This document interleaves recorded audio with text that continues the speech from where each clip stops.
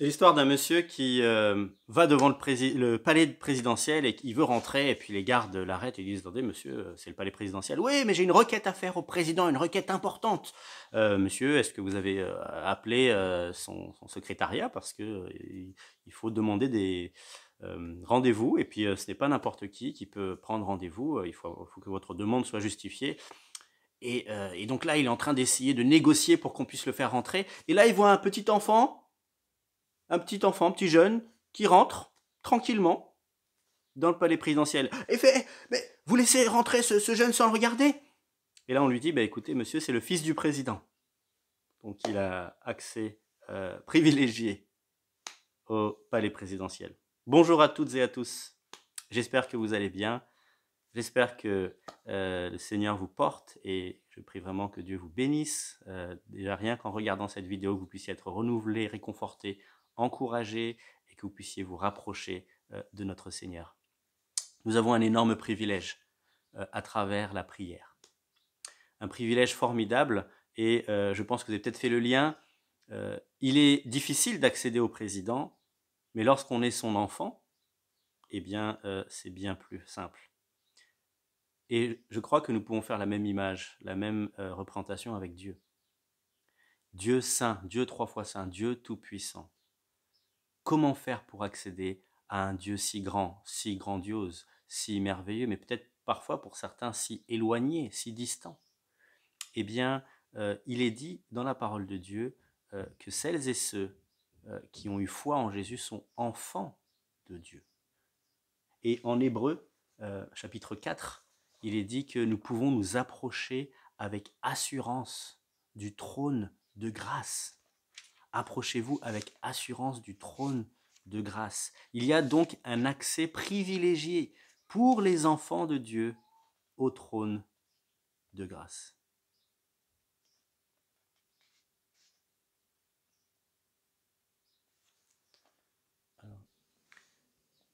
Approchons-nous donc avec assurance du trône de la grâce, afin d'obtenir compassion et de trouver grâce pour être secourus au moment opportun.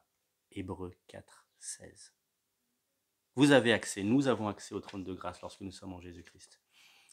Et c'est un privilège immense. Mais parfois nous l'oublions. Parfois, évidemment que c'est un honneur immense. Vous imaginez pouvoir accéder régulièrement à la présidence, au palais de l'Élysée, tant qu'on veut. Imaginez, vous recevez un courrier chez vous et on vous dit: vous pouvez venir quand vous voulez voir monsieur le président. Il vous accueillera et il sera tout à votre écoute, et il fera ce qu'il peut pour vous aider. Vous imaginez cela? Et si je vous disais que vous avez encore plus, vous avez encore mieux, vous avez bien mieux, bien plus? D'après la parole de Dieu, vous pouvez avoir accès au palais royal divin, céleste. Vous pouvez avoir accès au Père céleste, au Roi des rois, au Seigneur des seigneurs, à chaque instant de votre journée, et vous pouvez recevoir cette conviction absolue d'être protégé, d'être accompagné. Quand bien même les épreuves vous frapperaient, vous savez que quelqu'un est en train de vous regarder avec bienveillance et au contrôle. Vous pourrez entendre sa voix, vous pourrez avancer dans la bonne direction, et vous pourrez aussi solliciter sa bienveillance envers vous et envers vos proches. Vous imaginez cette grâce immense? Eh bien, elle est accessible, elle est véritable, elle est véridique, et ça fait 2000 ans, au moins, que des hommes et des femmes le vivent. Mais alors, il y a une chose qui est importante à comprendre, c'est que comme nous n'accéderions pas au président de n'importe quelle façon, comme nous ne nous présenterions pas à une personne importante de n'importe quelle façon, nous voudrions montrer que nous l'honorons. Eh bien, avec Dieu, le Dieu Tout-Puissant, le Dieu créateur du ciel et de la terre, c'est la même chose. Il y a une porte que Dieu, avant tout, nous demande d'ouvrir pour pouvoir accéder à sa personne. C'est la porte de la repentance. Voilà un texte en Ésaïe, chapitre 59, qui nous dit la chose suivante. C'est le peuple d'Israël qui se plaint de ce que Dieu semble ne pas les écouter, semble ne pas prendre en compte leurs demandes, ne pas leur répondre. Et voilà ce que Ésaïe dira, le prophète Ésaïe dira. Non, le bras de l'Éternel n'est pas devenu trop court pour sauver, ni son oreille trop dure pour entendre, mais ce sont vos fautes qui ont fait séparation entre vous et votre Dieu. Ce sont vos péchés qui vous l'ont caché et l'ont empêché de vous écouter.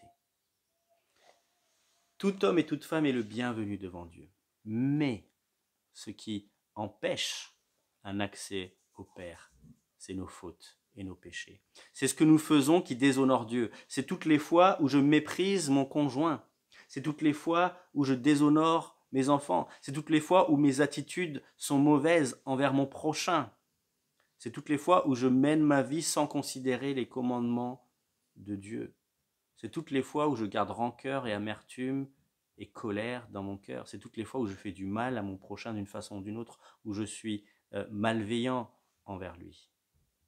Eh bien, toutes ces fois-là, il y a des péchés qui s'accumulent et qui déshonorent Dieu et que Dieu n'aime pas. Et qui deviennent comme un mur entre nous et lui. Parfois, on se dit, mais je suis venu à Dieu et je ne comprends pas. Mais là, il y a un mur, d'après la parole de Dieu, qui vient devant, entre nous et Dieu, et qui devient un mur de séparation. Donc, soyons conscients de cela, que lorsque nous nous présentons devant Dieu, prenons le temps de considérer nos fautes, notre cœur, où est-ce que nous en sommes réellement. Et la bonne nouvelle, les amis, c'est que Dieu a préparé un chemin pour que ce mur soit détruit, pour que cette séparation n'ait plus lieu. Lorsque Jésus-Christ est mort sur la croix, il y avait le temple, Saint-Temple, où les gens venaient pour prier Dieu, et il y avait un lieu qu'on appelait le lieu très saint. Et entre le lieu très saint et le lieu saint, où les sacrificateurs pouvaient accéder, le lieu très saint, seule une personne par an pouvait y accéder. Tellement ce lieu était la présence même de Dieu, où c'était le Dieu 3 fois saint qui était là. Eh bien, lorsque Jésus-Christ est mort, ce voile qui séparait le lieu saint du lieu très saint, finalement le monde de Dieu, eh bien, le voile s'est déchiré en deux lorsque Jésus est mort. Pour faire comprendre que désormais, grâce au sacrifice de Jésus, il y a un accès qui est donné à Dieu. La parole de Dieu nous dit en 1 Jean chapitre 1, verset 9, « Si nous reconnaissons nos péchés et que nous les confessons, il est fidèle et juste pour nous pardonner et nous purifier de toute iniquité. » Pardonner et purifier. Ce mur de séparation peut être détruit. Comment ? Parce que Jésus-Christ a porté toutes nos fautes, toutes les choses que vous et moi nous avons faites qui sont mauvaises, Jésus les a portées sur la croix. Et en confessant nos fautes, en disant pardon Seigneur pour toutes les fois où j'ai méprisé mon prochain, où j'ai fait du mal, où j'ai cherché uniquement mon propre intérêt au détriment de l'autre, où je n'ai pas honoré ton nom, où je n'étais pas en connexion avec toi, où je n'ai pas cherché ta volonté, je te demande pardon. Et je veux croire que c'est Jésus qui a payé pour toutes mes fautes. C'est ce qui est dit dans la parole de Dieu, que Jésus a pris toutes nos fautes. Et désormais, lorsque un homme et une femme simplement viennent à Dieu en considérant le sacrifice de Jésus-Christ, en disant « Seigneur, je te remercie pour ce sacrifice, et je veux croire que Jésus est mort pour moi », eh bien, il est dit que nous pouvons recevoir le pardon, et que désormais la porte est ouverte, que désormais la porte du trône de grâce est ouverte, que vous et moi, nous pouvons accéder au plus beau des palais, le palais céleste. Non seulement pour la vie à venir, mais dès aujourd'hui, nous avons accès au ciel, dans la foi. Quelle grâce, les amis! Nous pouvons nous connecter au Dieu d'amour. Nous pouvons recevoir l'œuvre de son Esprit Saint dans nos cœurs et nous laisser transformer par lui. Et nous pouvons le solliciter pour toute circonstance, toute situation qui nous concerne. Et il sera à notre écoute. Chers amis, je vous invite maintenant, justement, au trône de grâce. Venons ensemble dans la prière. Notre Dieu, notre roi, nous nous présentons devant toi, conscients que nous avons des choses qui ne t'honorent pas. Toutes nos fautes et nos péchés. Nous savons que c'est des choses qui nous séparent de toi et nous voulons te demander pardon. Nous voulons te demander de nous transformer et nous purifier et nous libérer. Nous voulons te demander, Dieu Tout-Puissant, de nous aider à marcher selon ta volonté. Et nous voulons te remercier parce que le trône de grâce nous est accessible, nous est ouvert en Jésus-Christ. En ton nom. Amen. Alors ce que je vous propose les amis, c'est allez-y, là où vous êtes. Prenez le temps d'accéder au trône de grâce. N'attendez pas une lettre parce qu'elle a déjà été envoyée. Et que le Seigneur vous bénisse dans ce temps que vous allez passer avec lui. À demain.